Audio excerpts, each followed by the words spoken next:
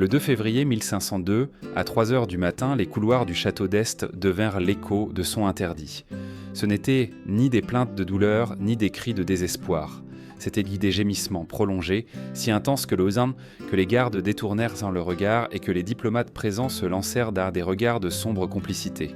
À cet instant, l'intime se fondait dans le politique. Le charnel se transformait en arme diplomatique. La consommation d'un mariage, qui aurait été un acte privé dans n'importe quel autre coin de l'Europe, était exécuté à Ferrare comme un protocole létal, scellé avec l'encre invisible du pouvoir. L'aube était teintée d'une lune rougeâtre, comme si le ciel lui-même annonçait que l'histoire était sur le point de prendre un tournant irréversible. Le silence de la ville endormie contrastait avec ce qui se déroulait derrière les rideaux de velours cramoisi. Là, chaque soupir était une monnaie. Chaque geste, un traité, chaque pénétration, un pacte scellé, non pas avec des mots, mais avec le langage universel du corps. L'Europe entière, sans le savoir, était en train d'être reconfigurée entre des draps brodés d'or. Cet événement apparemment intime était resté caché pendant des siècles dans les archives les plus secrètes. Ce n'était pas une simple rencontre nuptiale, c'était l'instauration d'un code, un rituel diplomatique sexuel conçu pour légitimer des alliances, anéantir des rivaux et ériger des dynasties entières. La jeune protagoniste, Lucrèce Borgia, n'avait que 22 ans, mais portait sur ses épaules le poids de 2 mariages précédents baignés de sang et de trahison. Cette nuit-là, elle n'entrait pas en jeune fille naïve, mais en survivante astucieuse, capable de transformer sa vulnérabilité en la lame la plus tranchante de son arsenal politique. Imaginez un instant cette alcôve, de hautes bougies projetant des ombres qui dansent comme des spectres, des tapisseries d'eau flamande narrant des conquêtes passées et un lit qui n'était plus un hôtel d'amour, mais un tribunal silencieux. La politique de la Renaissance transformait l'érotique en un champ de bataille où le plaisir fonctionnait comme une certification légale. Dans cette chambre, non seulement 2 corps s'unissaient, on validait l'existence d'un pacte entre les maisons Borgia et d'Este, un pacte dont l'échec aurait pu déclencher des guerres entre la France, l'Espagne et les autres États italiens. La consommation multiple n'était pas une invention capricieuse, mais un protocole calculé. La logique était brutale. Une seule consommation pouvait être mise en doute, remise en question comme impuissance ou fraude. 3 actes documentés par des témoins invisibles, en revanche, créant des preuves irréfutables de virilité, de fertilité et de légitimité dynastique. Chaque gémissement enregistré dans la mémoire des chanceliers devenait une arme politique, un antidote contre de futures annulations matrimoniales ou accusations de stérilité. Là, le corps féminin ne s'appartenait plus. Il était un champ sacré et profane où se jouait le destin des empires. Le plus perturbant était le symbolisme choisi pour cette nuit, la fête de la purification de la Vierge Marie. L'Église, symbole de pureté, était invoquée parallèlement à un rituel de chair et de sueur. Ce mélange du sacré et du profane intensifiait l'effet politique. Le divin semblait bénir un acte charnel converti en sacrement dynastique. À la Renaissance, où le religieux imprégnait chaque fibre de la vie sociale, ce parallélisme renforçait l'idée que l'alliance entre les Borgia et les d'Este n'était pas seulement légitimée par la chair, mais aussi par le ciel. L'air dans le palais était dense, chargé d'anxiété et d'attente. Dehors, les citoyens dormaient sans savoir que leur avenir dépendait de ce qui se passait dans cette alcôve.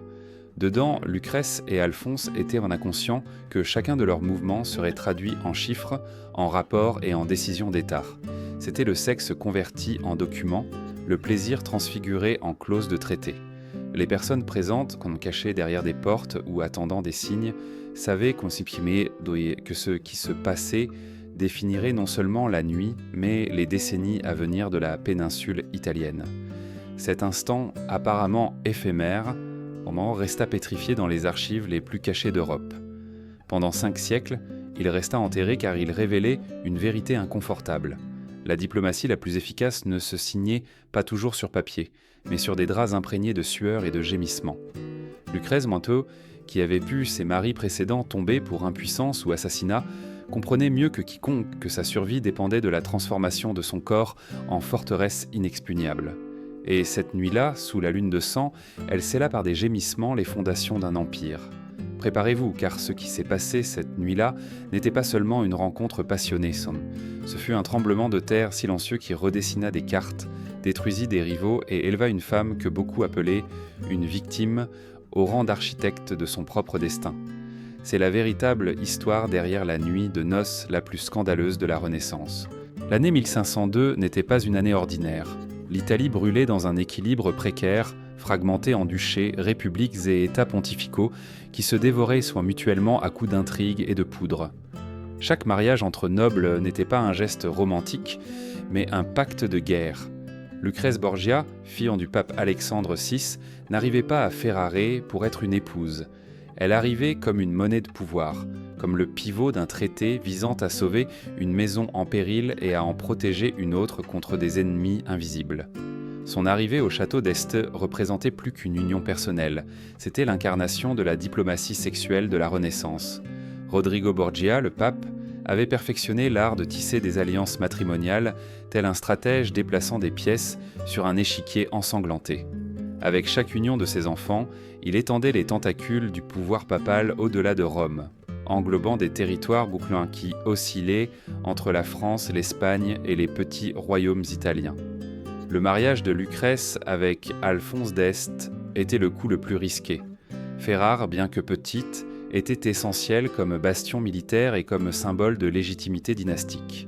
Le duché avait désespérément besoin de prestige, et les Borgia devaient s'en consolider leur influence dans le nord. Ainsi, ce que beaucoup virent comme une alliance était en réalité un traité déguisé en romance. Dans ce contexte, la politique ne se discutait pas dans les parlements, mais sur les lits nuptiaux. Les draps de soie étaient les parchemins où les accords en étaient signés. Les corps, les plumes qui écrivaient en des pactes avec la sueur. Le duc Hercule d'Este, père d'Alphonse, savait que sa lignée ne tenait qu'à un fil, menacé par les puissances voisines. Livrer son fils à Lucrèce n'était pas une concession sentimentale. C'était le pari final pour que Ferrare survive face à l'avancée de la France, aux manœuvres de l'Espagne et à l'omniprésence des États pontificaux. Chaque regard à la cour reflétait cette peur. Si l'union échouait, Ferrare serait dévoré. Les négociations qui précédèrent le mariage le démontraient avec une clarté brutale. La dot de Lucrèce s'élevait à 100 000 ducats d'or, une somme colossale équivalent au budget de villes entières. Mais l'or n'était qu'une surface. Ce qui était réellement attendu se situait dans l'intimité. Les documents secrets de l'époque détaillaient que la validité du mariage ne se mesurait pas par des cérémonies religieuses ou des contrats notariés, mais par la consommation certifiée. Cette consommation devait être observée, documentée et archivée. C'était un théâtre macabre, où le privé se dépouillait de son voile pour se transformer en spectacle politique. La date choisie ne fut pas un hasard. Le 2 février, jour de la purification de la Vierge, mêlait le sacré et le profane de manière calculée. L'Église bénissait indirectement un rituel qui transformait le sexe en sacrement de pouvoir. Le symbolisme était clair, le divin avalisait la chair, et la chair devenait l'instrument du ciel. C'était un oxymore politique et théologique, un mariage où Dieu et la luxure marchaient ensemble pour fabriquer la légitimité. Dans un monde où le religieux était la base de l'ordre social, cette fusion donnait un poids dévastateur à l'alliance. Pendant ce temps, Lucrèce portait un passé qui pesait plus lourd que ses bijoux. 2 mariages précédents s'étaient terminés par le scandale et la mort. Le premier, avec Giovanni Sforza, s'acheva par une humiliation publique. L'homme fut accusé d'impuissance et s'enfuit, marqué à vie. Le second, avec Alphonse d'Aragon, fut scellé par l'étranglement dans les appartements du Vatican, un crime que beaucoup attribuèrent aux ombres de sa propre famille. Ses antécédents faisaient de Lucrèce une figure crainte et désirée, une femme qui avait survécu à la machinerie de la politique italienne, émergeant avec un visage angélique, mais un cœur entraîné au combat. Les chroniqueurs contemporains parlaient de sa beauté comme rare et extraordinaire. Pietro Bembo, poète de la Renaissance, della Reia, la décrivit avec des mots qui semblaient en des vers d'un sortilège. Mais derrière cette peau d'albâtre se cachait un esprit affûté. Lucrèce n'était pas la poupée de porcelaine que beaucoup imaginèrent. C'était une stratège qui avait appris que, dans l'Italie du Quattrocento, le corps d'une femme pouvait être l'arme la plus puissante, capable de sauver des dynasties ou de les condamner. Cette nuit-là, à Ferrare, elle ne cherchait pas l'amour, elle cherchait à survivre. Alphonse d'Este, l'homme qui l'attendait, était différent de ses maris précédents. Il avait 25 ans et un physique robuste qui imposait le respect. Ce n'était pas un courtisan délicat ni un poète de salon, c'était un ingénieur, un artilleur, un militaire qui forgeait des canons de ses propres mains. Tandis que d'autres nobles s'entouraient de luxe, il préférait se salir avec la suie de la fonderie. Cette dualité, homme de fer et amateur de musique, faisait de lui un adversaire inattendu dans le jeu de la séduction politique. Alphonse n'avait pas besoin de prouver sa virilité par des mots, sa présence le rendait évident. Et Lucrèce le savait. Le choc de ces deux mondes, la survivante astucieuse et le prince d'acier, générait une tension explosive. Tous deux comprenaient qu'ils n'étaient pas de simples fiancés, mais les protagonistes d'un rituel qui déciderait de l'avenir de Ferrare et influencerait toute l'Italie. L'alcôve qui les attendait n'était pas un refuge, mais une arène où les forces se mesureraient. Là, les fantômes des mariages ratés, les menaces des puissances étrangères et l'ombre omniprésente du pape s'entrelaceraient avec la sueur de leur corps. L'histoire, cette nuit-là, s'écrirait en chair vive. La scène était préparée avec une précision quasi liturgique. Les appartements ducaux du château d'Este étaient devenus un théâtre d'ombre, de luxe et de symbolisme calculé. Les rideaux de velours cramoisi tombaient comme de lourds murs, isolant l'alcôve du reste du palais et créant une atmosphère de mystère. Les candélabres d'argent, allumés à l'extrême, projetaient des flammes instables, qui transformaient les murs en une mosaïque de lumière dansante. Sur les tapisseries flamandes se dessinaient des batailles et des conquêtes, comme pour rappeler aux jeunes mariés que cette rencontre n'était pas simple passion, mais une continuation de la guerre par d'autres moyens.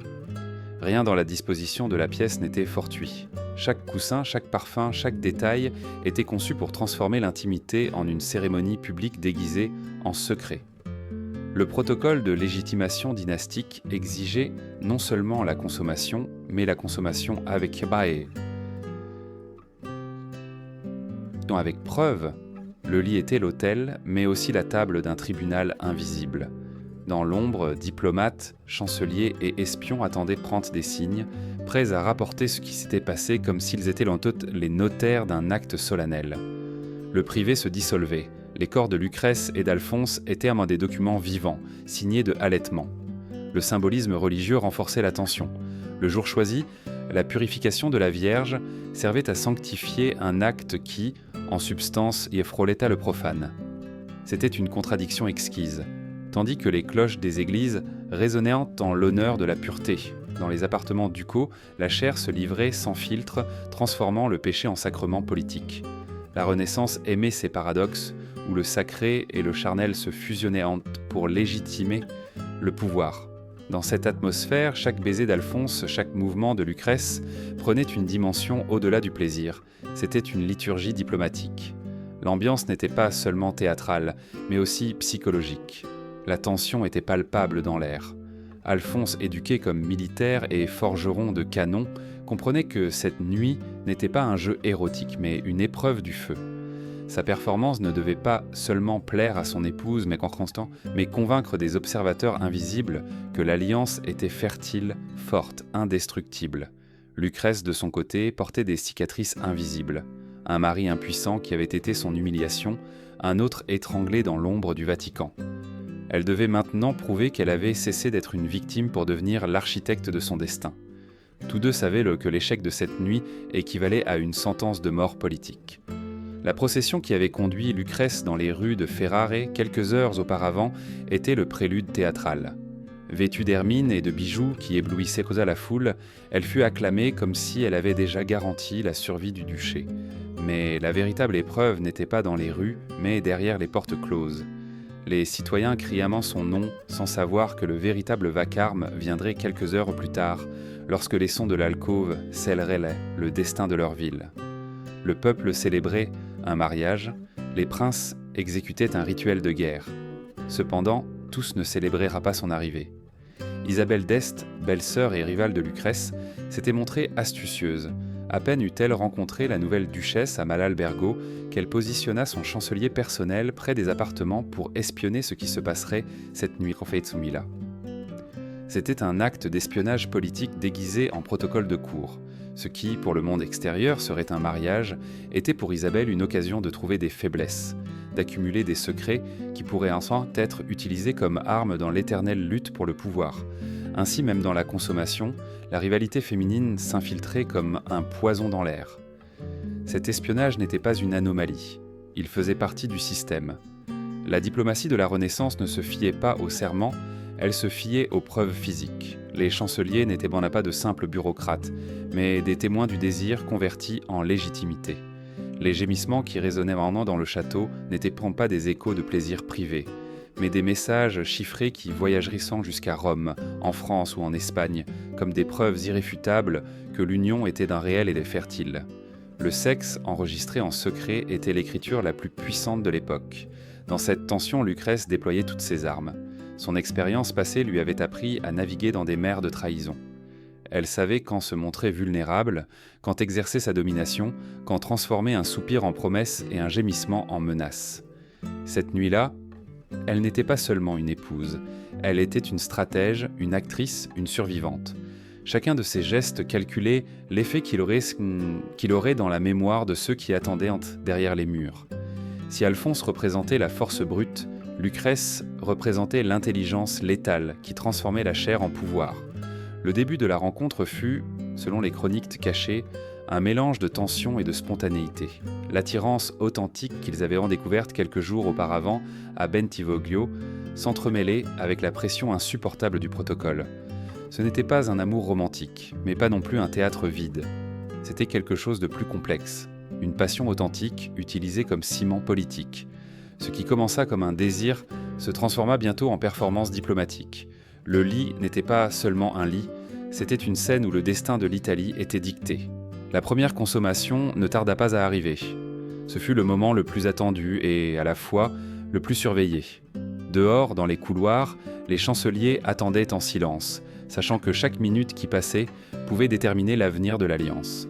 Dedans, les corps de Lucrèce et d'Alphonse se rencontrèrent avec une intensité qui dépassa même ce qui était prévu. Il n'y avait pas d'artifice, pas de masque. Il y avait un désir réel, enflammé par des semaines de tensions politiques et par l'attraction authentique qui était née entre eux. Mais ce désir devait se transformer en preuve.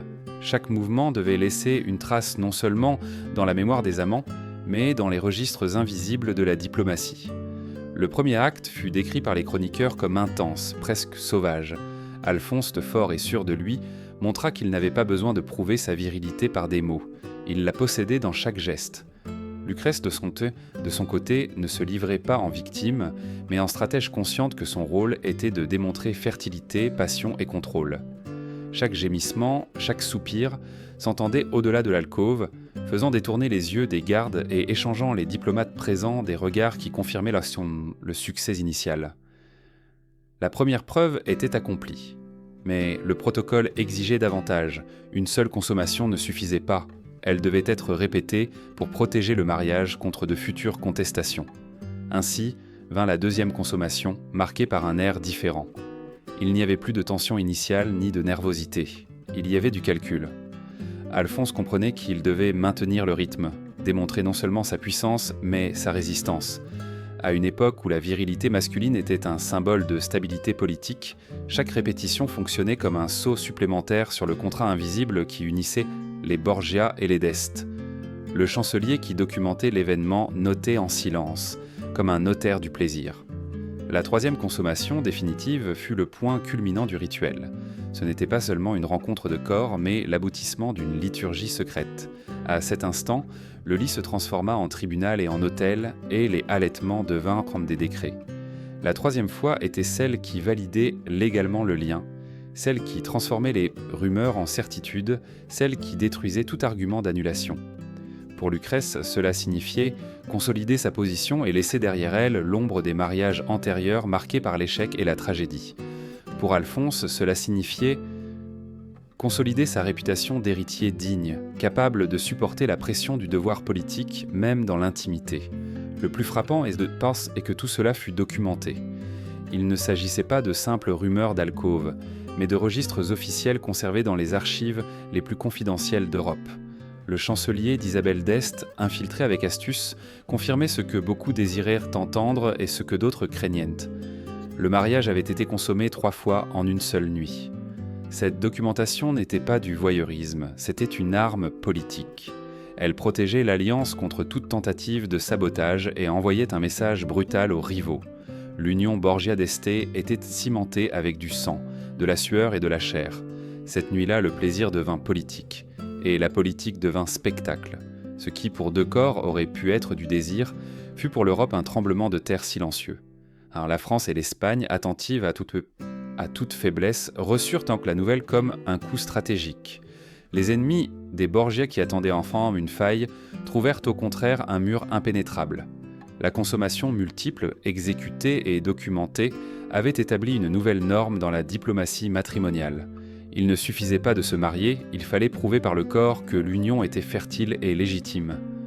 Au lever du soleil du 3 février, Lucrèce et Alphonse n'étaient plus de simples jeunes mariés, ils étaient donc des symboles, vivant d'une alliance qui allait se redessiner la carte politique de l'Italie.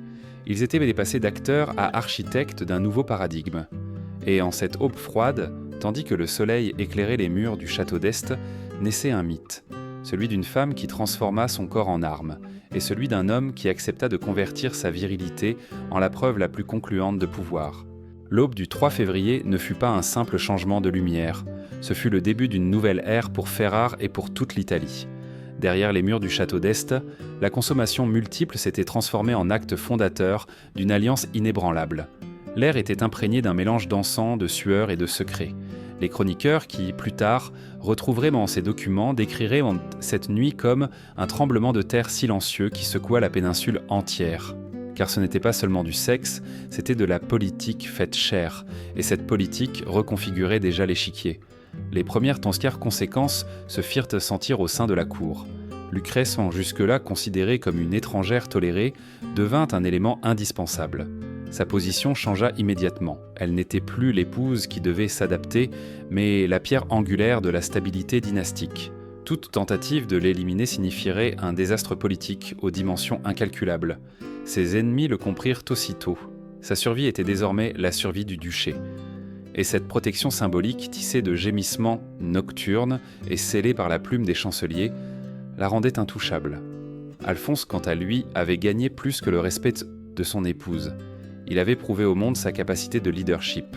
À une époque où la virilité masculine était synonyme de légitimité politique, sa performance durant la nuit de noces le distinguait d'autres héritiers fragiles qui avaient connu l'humiliation publique. Il n'était pas un prince faible, mais un homme d'acier capable de supporter la pression du champ de bataille autant que celle du lit conjugal.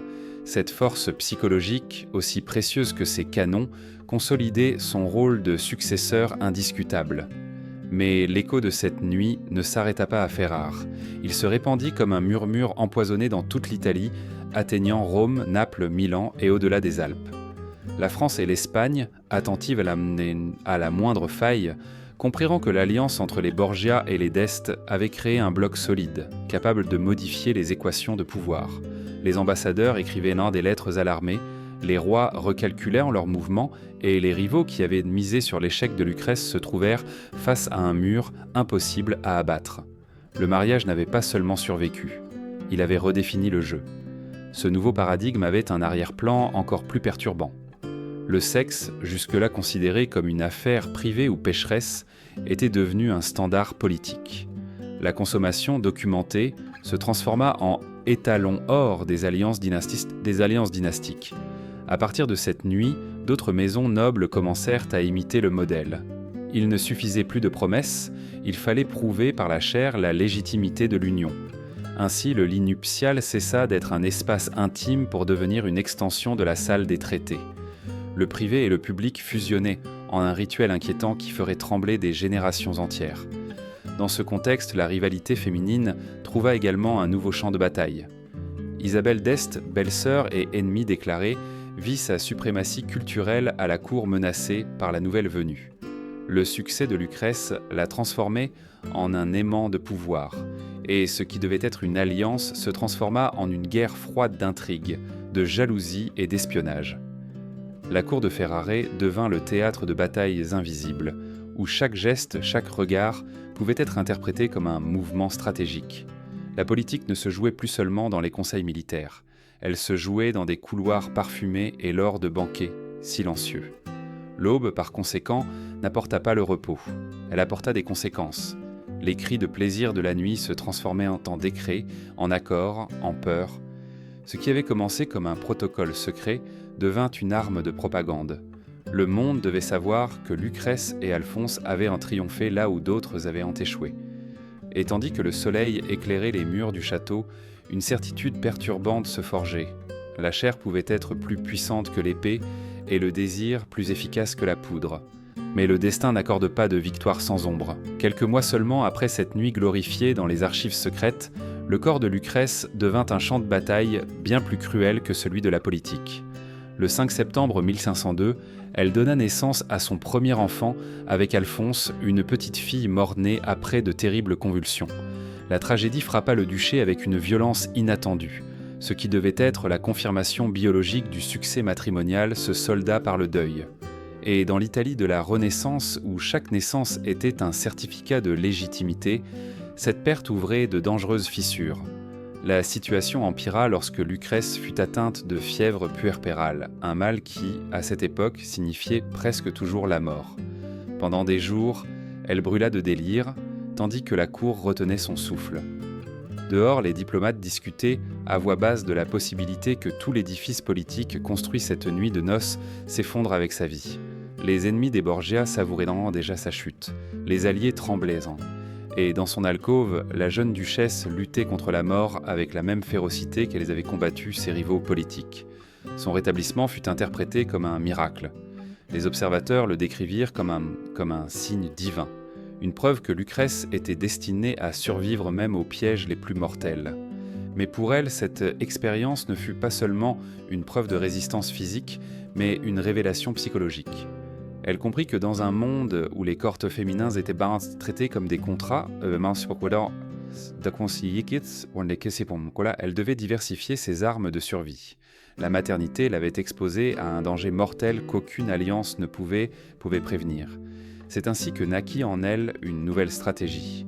Construire des réseaux parallèles, trouver des refuges émotionnels et politiques qui la protégeraient au cas où le duché lui ferait à nouveau défaut.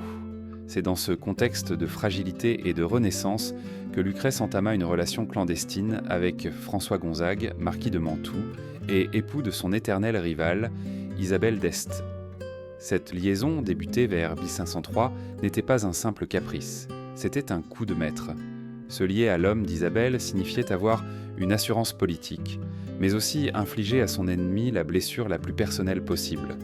C'était à la fois vengeance et stratégie. Les lettres échangées, découvertes des siècles plus tard, révèlent qu'il y eut entre eux non seulement du calcul, mais aussi une véritable passion. Lucrèce avait trouvé un moyen d'entrelacer l'émotionnel et le politique, jusqu'à un niveau quasi diabolique. Pour Isabelle, le coup fut dévastateur. Découvrir que son propre mari était tombé dans les bras de la femme qu'elle haïssait le plus fut une humiliation insupportable. Et pas seulement sur le plan personnel, c'était une défaite politique qui sapait son autorité en tant que première dame de la cour. Le scandale n'éclata pas publiquement, mais le poison courut dans les couloirs. Furor devint un échiquier où deux femmes jouaient une guerre psychologique, utilisant l'amour, le désir et la trahison comme pièces d'échec.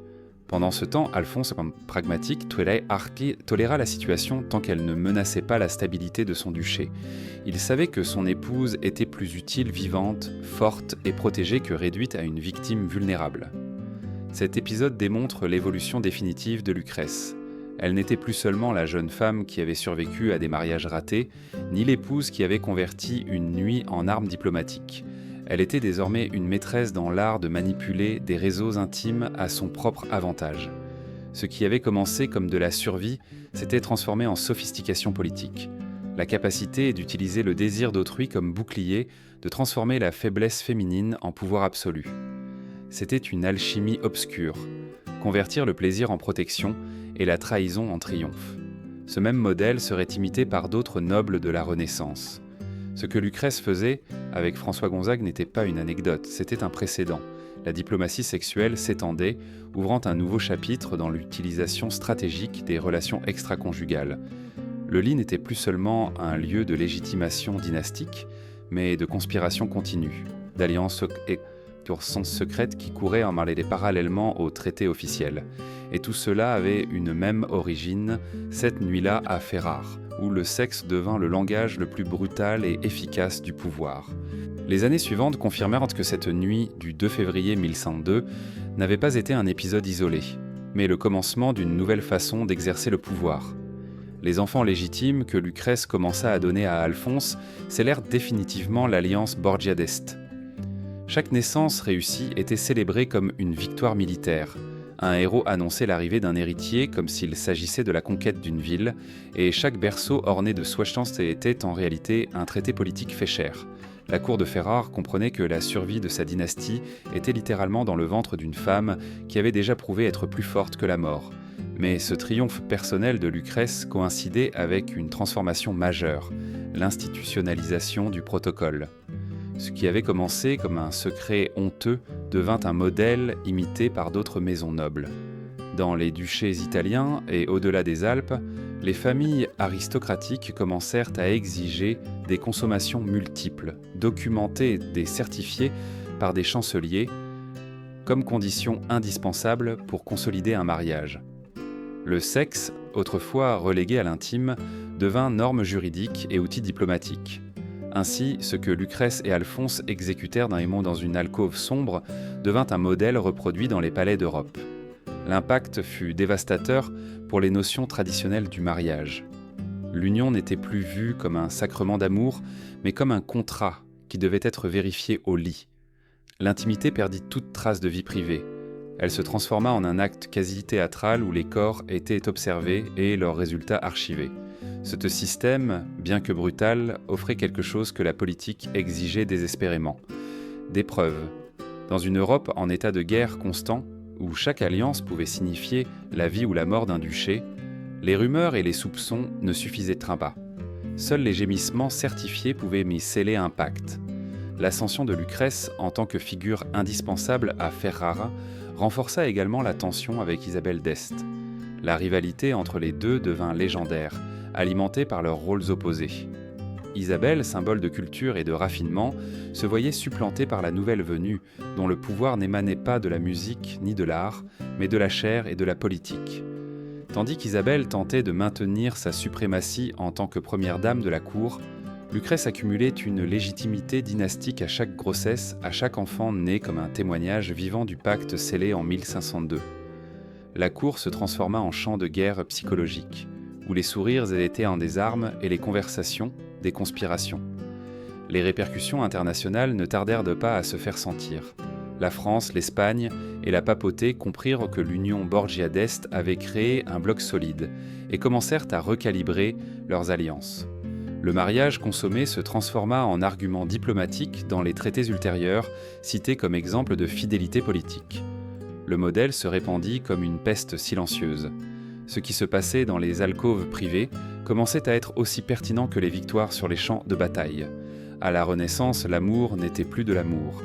C'était de la stratégie, c'était de la poudre, c'était une monnaie d'échange. La figure de Lucrèce, si entachée de rumeurs, d'inceste, de poison et de conspiration, prenait désormais une autre dimension. Elle n'était pas seulement la fille du pape ni l'épouse d'un duc. Elle était l'architecte d'un système qui allait changer les règles du pouvoir. La documentation de cette nuit et les enfants qui suivirent créèrent une sorte de certificat perpétuel, un bouclier qui protégeait sa position contre toute tentative d'élimination physique, car l'éliminer signifiait dynamiter l'édifice politique construit sur son corps, et aucun rival n'était prêt à payer ce prix. Tel fut la paradoxe qui émergea derrière les murs du château d'Este. Ce qui commença comme un acte charnel devint une institution politique. Ce qui semblait une nuit de plaisir était, en réalité, la fondation d'un paradigme où le sexe était l'écriture la plus puissante d'Europe. Et au centre de ce paradoxe brillait, sombre et fascinante, la figure de Lucrèce Borgia. La transformation de Lucrèce Borgia à Ferrare ne fut pas un phénomène isolé, mais s'inscrivit dans une tendance plus vaste, la conversion de la sexualité féminine en une arme géopolitique. Dans les décennies suivantes, les cours italiennes et européennes commencèrent à reproduire des stratégies similaires, conscientes que le lit pouvait être aussi décisif que le champ de bataille. Les archives secrètes de Mantoue, Milan et Florence révèlent des protocoles qui imitaient le modèle instauré en plein 102. Consommation enregistrée, témoins discrets, rapports envoyés aux chancelleries. C'était l'institutionnalisation d'un rituel perturbant, le plaisir transformé en notariat du pouvoir. Ce changement révélait une vérité inconfortable. Dans une Europe dominée par les hommes, les femmes de sang noble trouvèrent ensemble dans l'intimité la seule arène où elles pouvaient exercer un contrôle direct. Lucrèce avait prouvé qu'une femme pouvait passer de victime à prédatrice, de pièce sacrifiable à joueuse maîtresse. Et d'autres suivirent dans son exemple. Isabelle de Castille valida son union avec Ferdinand d'Aragon sous la supervision de chanceliers qui certifia la consommation comme preuve de l'union de l'Espagne. Catherine de Médicis perfectionnerait les protocoles de séduction diplomatique pour manipuler 3 rois français. Anne Boleyn, en Angleterre, utiliserait son corps pour fracturer l'Église catholique et donner naissance à une nouvelle religion dynastique. Toutes, d'une manière ou d'une autre, imitaient le paradigme que Lucrèce avait incarné. Mais l'expansion de ce modèle alimenta également les rumeurs et les peurs. Si le lit était un champ de bataille, alors chaque relation pouvait être soupçonnée de conspiration. Chaque murmure dans les couloirs, chaque visite nocturne pouvait être interprétée comme une alliance secrète. À Ferrare, la rivalité entre Lucrèce et Isabelle d'Este atteignit des niveaux obsessionnels. Isabelle, humiliée par l'affaire de son époux avec Lucrèce, devint une ennemie implacable, tissant des intrigues pour saper la légitimité de sa belle-sœur. La cour se transforma en un bouillon de jalousie et d'espionnage, où la politique se jouait avec des éventails, des lettres parfumées et des regards chargés de venin. Pendant ce temps, Alphonse consolida son rôle de duc pragmatique. Ses compétences militaires, combinées seulement à la stabilité que lui conféraient les héritiers légitimes de Lucrèce, Francis, renforcèrent Ferrare face aux pressions extérieures. Mais même sa réputation bénéficia du mythe de la nuit de noces. Les chroniqueurs le dépeignaient comme un homme capable de supporter non seulement le poids de la guerre, mais aussi celui de l'alcôve. Cette dualité, la cire à la fonderie, la passion au lit, en faisait un symbole de la Renaissance. Un prince qui incarnait à la fois la force physique et la sophistication politique. L'écho de tout cela atteignit même le Vatican. Rodrigo Borgia, le pape Alexandre VI, voyait dans le succès de sa fille la confirmation de sa propre stratégie, utiliser ses descendants comme des pièces sur un échiquier où le sexe était plus efficace que la poudre. Les ennemis du pape murmuraient avec horreur, mais en même temps imitaient ses méthodes, car dans un monde où chaque duché pouvait disparaître en quelques mois, tout outil de survie était valide, même le plus sombre, et Lucrèce était devenue l'exemple le plus parfait de cette logique impitoyable. La paradoxe, cependant, était évidente. Plus Lucrèce accumulait de pouvoir, plus elle était piégée dans le réseau de ses propres rituels. Son corps, élevé au rang d'instrument politique, cessa de lui appartenir. Chaque grossesse était observée avec une anxiété diplomatique. Chaque maladie était interprétée comme une menace à l'équilibre régional. Elle était admirée, crainte, respectée, mais aussi prisonnière d'un système qu'elle avait contribué à perfectionner. La femme qui avait transformé sa chair en forteresse découvrait que cette forteresse était aussi une cage. Ainsi, ce qui commença comme un secret d'alcôve finit par être un miroir déformé de toute l'Europe, un continent qui convertissait l'intime en politique, le charnel en diplomatique, le féminin en armes. Et au centre de cette spirale, brillant d'une lumière sombre, demeurait la figure de Lucrèce Borgia, mi-victime, mi-architecte d'un pouvoir qui changerait à jamais l'histoire. L'héritage de cette nuit-là ne se mesura pas uniquement aux enfants que Lucrèce mit au monde, ni à la stabilité immédiate de Ferrare. Il se mesura à l'onde de choc qui altéra la manière dont l'Europe comprenait la politique matrimoniale. Les protocoles de consommation multiples documentés devinrent comme la norme d'or pour la noblesse. Dorénavant, chaque mariage aristocratique important portait l'ombre du modèle Borgia d'Este. Il ne suffisait pas d'échanger des anneaux ni de signer des contrats, il fallait sceller l'union par des actes charnels certifiés, surveillés en secret et consignés dans des archives gardées sous clé. L'intimité se transforma en acte notarié, le désir en preuve légale. Les diplomates de France et d'Espagne ne tardèrent cependant pas à copier ces pratiques. Les chroniqueurs de l'époque parlaient d'alcôve convertie en chancellerie, et de gémissements utilisés comme sceaux royaux. Le sexe devint une preuve d'état et l'échec au lit pouvait équivaloir à la ruine politique. Ainsi, les mariages de convenance se durcirent encore davantage. Les corps étaient exploités comme des ressources stratégiques et la notion d'amour était réduite à un luxe réservé à ceux qui n'avaient pas de trône à défendre. La Renaissance, tant célébrée pour son art et sa science, cachait dans ses ombres cette brutale réalité. La chair était la diplomatie. Pour Lucrèce, cette évolution représentait une victoire ambivalente. Elle avait réussi à consolider sa position, à s'assurer comme pivot de la stabilité dynastique et à transformer sa réputation de victime en celle d'architecte du pouvoir. Mais en même temps, chaque pas renforçait sa condition de prisonnière. Les rumeurs sur ses grossesses, les calculs obsessionnels des diplomates sur la date exacte de ses conceptions, la surveillance constante de sa santé transformaient sa vie en un laboratoire public. Son corps était célébré comme source de légitimité, mais aussi exploité comme un territoire conquis. À Ferrare, la cour devint un champ de bataille psychologique. Isabelle d'Este, vaincue sur le terrain intime, ne cessa de conspirer sur le terrain culturel et politique. Elle promouvait des fêtes, des mécénats artistiques et des alliances pour contrecarrer l'influence de Lucrèce. Le choc entre les deux femmes, bien qu'il n'ait jamais éclaté en un affrontement ouvert, se manifesta par un bras de fer constant pour le pouvoir. Isabelle avec son raffinement intellectuel, Lucrèce avec sa légitimité charnelle. La ville devint une scène où les murs étaient chargés de rumeurs et chaque geste était interprété comme une déclaration de guerre silencieuse. Pendant ce temps, Alphonse consolida sa figure de duc pragmatique et de leader respecté. Sa réputation fut renforcée non seulement par son habileté militaire, mais aussi par avoir réussi l'épreuve la plus intime de toutes, soutenir l'alliance par sa virilité. L'histoire le retiendrait comme l'homme qui forgeait canons et pactes avec la même solidité, comme un prince dont la puissance physique coïncidait avec son tempérament politique. Pour lui, le lit avait été un champ de bataille, autant que la fonderie où il moulait l'acier.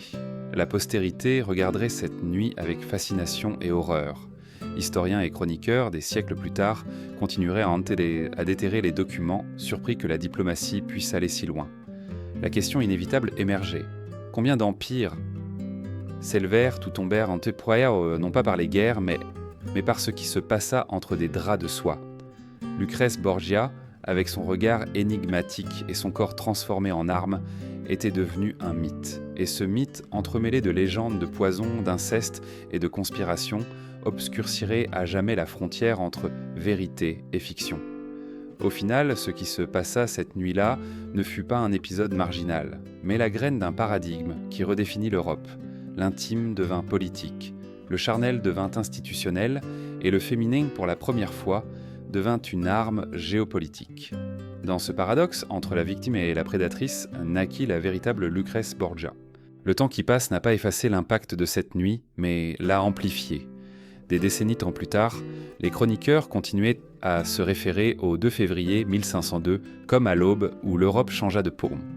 Le protocole exécuté par Lucrèce et Alphonse avait laissé une empreinte si profonde qu'il devint un modèle pour d'autres unions aristocratiques. Chaque mariage dynastique portait implicitement la question « A-t-il été consommé et a-t-il été documenté ?» Ce qui commença comme un secret honteux finit par être une norme tacite dans les palais, un écho inquiétant du pouvoir né à Ferrare. Les descendants des protagonistes héritèrent non seulement de titres et de terres, mais aussi de l'héritage d'une méthode. Ils apprirent qu'enfin que le mariage pouvait être une arme aussi puissante que l'armée, et que l'alcôve, plus qu'un refuge, était un champ de guerre silencieux.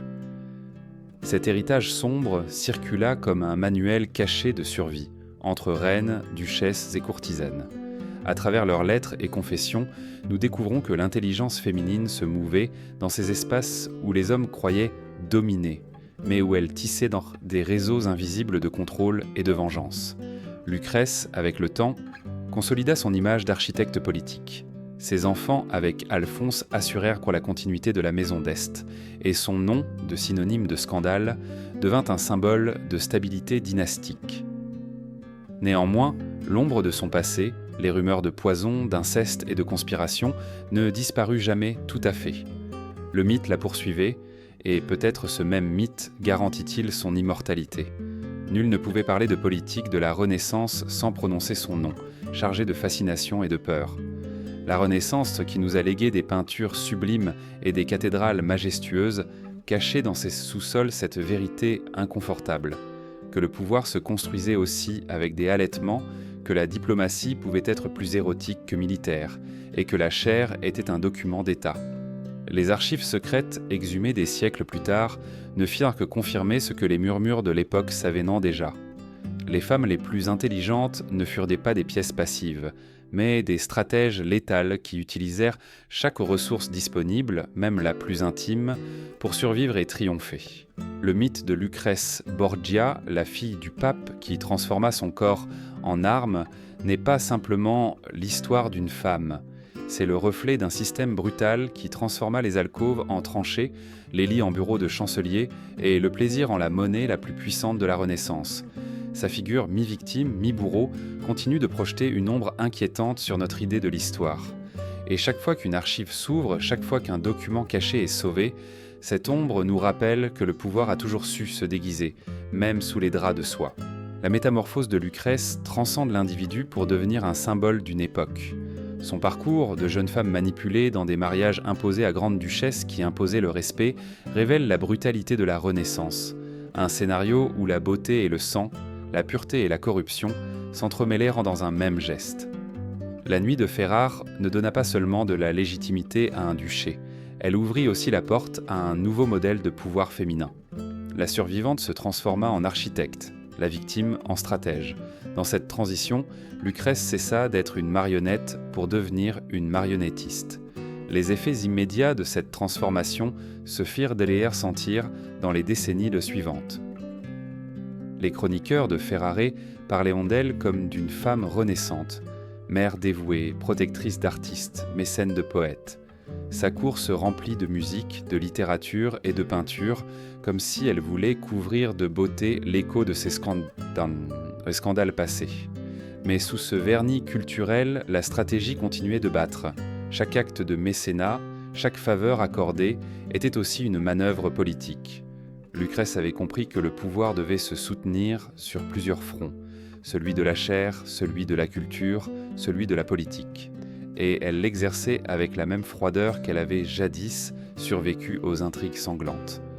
Isabelle d'Este, son ennemie éternelle, ne cessa jamais de la guetter. La rivalité entre les deux femmes se prolongea comme une blessure ouverte, un duel silencieux où chaque victoire artistique, chaque alliance était interprétée comme un coup. Tandis qu'Isabelle tentait de s'ériger en reine culturelle d'Italie, Lucrèce consolidait sa position de garante de la stabilité politique de Ferrare. Cette tension engendra un climat où la cour devint un champ de bataille invisible, un jeu de sourires et de poignards cachés, de lettres interceptées et de rumeurs soigneusement propagées. Au-delà de Ferrare, la figure de Lucrèce devint un mythe. Pour certains, c'était la faille du pape, souillée par le péché. Pour d'autres, une femme admirable qui sut survivre là où tant d'hommes étaient d'en étaient tombés. Son nom circulait en murmures, mêlé de légendes d'inceste, de poison et de séduction mortelle. L'histoire officielle tenta de la réduire à une caricature, mais les documents secrets prouvaient une autre vérité, celle d'une stratège qui utilisa la seule chose que le monde lui permettait d'utiliser, son corps, et en fit une forteresse inexpugnable. Dans l'Europe du XVIe siècle, marquée par des guerres interminables et des religions fracturées, l'exemple de Lucrèce offrait une amère leçon. Le pouvoir ne s'imposait pas toujours par les armées ni par les bulles papales, mais par l'astuce de ceux qui savaient transformer leur fragilité en armes. L'empreinte de son protocole nuptial demeura comme un avertissement et un modèle, vénéré en secret par d'autres nobles et crainte par ses ennemis. Cette empreinte, sombre et fascinante, fut la preuve que la politique de la Renaissance respirait dans les couloirs, mais se décidait dans les lits. L'écho de la vie de Lucrèce ne s'éteignit pas avec elle, au contraire. Il se multiplia au cours des siècles suivants, déformé par des rumeurs, des légendes et des passions politiques. Elle mourut en 1519 à l'âge de 39 ans, épuisée après un accouchement difficile comme tant de femmes de son temps. Mais sa figure ne trouva jamais de repos. Pour certains, elle fut l'incarnation de la corruption des Borgia, la fille du pape qui utilisa poison et luxure pour gouverner dans l'ombre. Pour d'autres, elle fut victime d'un système brutal qui fit de son corps un contrat, une monnaie d'échange, une forteresse assiégée. La vérité, comme toujours dans l'histoire, se trouve dans cette zone grise où coexistent mythes et documents. La postérité la peignit de 1000 manières. Dans les théâtres baroques, elle fut présentée comme une femme fatale, dévoreuse d'hommes et conspiratrice insatiable. Dans les récits romantiques du XIXe siècle, elle se transforma en martyr d'intrigues masculines, un ange déchu qui ne cherchait que l'amour.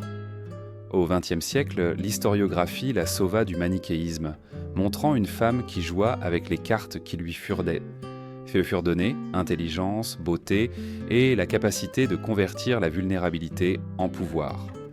À chaque époque, Lucrèce fut réimaginée selon les obsessions du présent, et cette plasticité du mythe garantit son immortalité. Ce qui demeure indiscutable, c'est que la nuit de Ferrare marqua un avant et un après. Cette nuit-là démontra que la Renaissance ne s'écrivait pas seulement sur des toiles ou dans des traités de philosophie, mais aussi dans des lits imprégnés de sueur. La politique, l'art, la religion et le sexe formaient un tissu inséparable, et Lucrèce sut se mouvoir dans ce labyrinthe avec une astuce qui la transforma en légende. Elle incarna la paradoxe de son temps. Être à la fois sainte et pécheresse, victime et bourreau, amante et stratège. La leçon la plus perturbante que nous laisse son histoire est que le pouvoir, lorsqu'il se pare de légitimité, montre rarement le prix qu'il exige. Dans le cas de Lucrèce, ce prix fut son intimité, sa santé, sa liberté personnelle. Mais en acceptant le sacrifice, elle s'assura une place dans l'histoire, non pas comme l'ombre du pape, ni comme l'épouse d'un duc, mais comme une femme qui sut sculpter son destin au milieu d'un monde impitoyable. Chaque document sauvé des archives, chaque lettre secrète confirme que derrière le mythe se cachait un esprit lucide qui comprenait que la chair pouvait être plus forte que le fer. C'est pourquoi parler de Lucrèce Borgia, c'est parler de la Renaissance dans sa forme la plus sombre et la plus humaine. C'est regarder au-delà des fresques éblouissantes et des coupoles parfaites pour découvrir que, dans les alcôves, se jouaient en des batailles aussi décisives que sur les champs de guerre. Et c'est reconnaître que, même dans les temps les plus cruels, il y a toujours eu des femmes capables de défier les règles et d'écrire leur propre histoire avec des armes que le monde n'a jamais soupçonnées. L'héritage de Lucrèce Borgia ne peut se réduire à un simple portrait de femme fatale ni à la caricature de victimes manipulées. Sa vie nous oblige à affronter la face la plus sombre de la Renaissance, une époque où la beauté coexistait avec le poison, où la foi s'entremêlait avec la corruption, et où l'intimité se transformait en arme diplomatique. L'aube du 2 février 1502 devint un mythe car elle montra que le pouvoir ne s'exerce pas toujours sur les champs de bataille, ni dans les salles de conseil, mais aussi dans les alcôves où les corps deviennent des traités vivants. Les échos de cette nuit s'étendirent au-delà de sa propre biographie. Ils influencèrent les protocoles matrimoniaux, inspirèrent d'autres femmes à défier leur rôle passif et laissèrent une empreinte indélébile dans l'imagination collective. Chaque génération réinterpréta Lucrèce selon ses propres obsessions, comme un monstre, comme une martyre ou comme une stratège, et dans toutes ses versions défendues, sa figure continuait de projeter une fascination perturbante, ce mélange de répulsion et d'admiration que seuls provoquent les personnages qui réussissent à survivre à leur temps pour devenir des symboles éternels.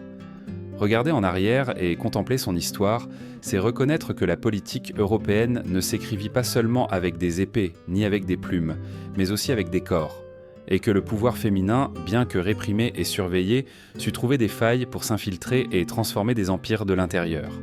Lucrèce Borgia ne fut pas un accident de l'histoire. Elle fut la preuve que même dans les systèmes les plus impitoyables, il y a toujours de la place pour l'astuce, pour la réinvention, pour la subversion des règles établies. Aujourd'hui, en sauvant sa figure des archives poussiéreuses, nous découvrons que la question n'est pas de savoir si elle fut sainte ou pécheresse, victime ou bourreau, mais ce que son histoire nous révèle sur la nature même du pouvoir. Dans son ombre se cache l'avertissement que le pouvoir réclame toujours des sacrifices et que les armes les plus silencieuses peuvent être les plus dévastatrices.